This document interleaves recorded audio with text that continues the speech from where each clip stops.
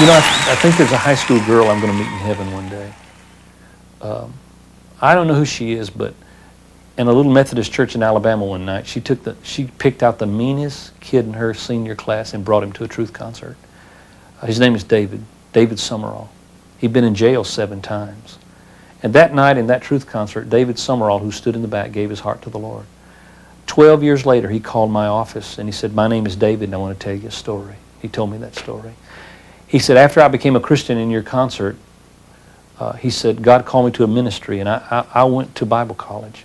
He said, "I'm now pastoring a church and I'd like to know if Truth would come and sing in my church."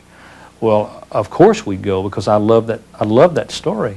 And I said, "David, tell me about your church." He said, "Well, we're building a new building and if you come, you'll get to sing in it." He said, "It seats 10,000.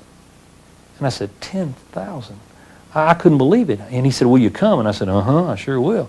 And I couldn't think where that might be. There are only a couple churches in America that large, and his name didn't ring a bell as pastor of one of those churches.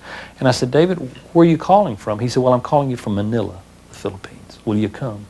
And we really felt that God was in that. And after praying about it and working real hard to raise our funds, about 8 months later, we prepared to fly into the Philippines. In fact, one Sunday morning about 1 a.m., we flew in from Tokyo and we're setting up the equipment in David's church. And he just walked up and shook my hand and introduced himself and said, "Hello, Roger. My name is David Summerall. Welcome to the Philippines."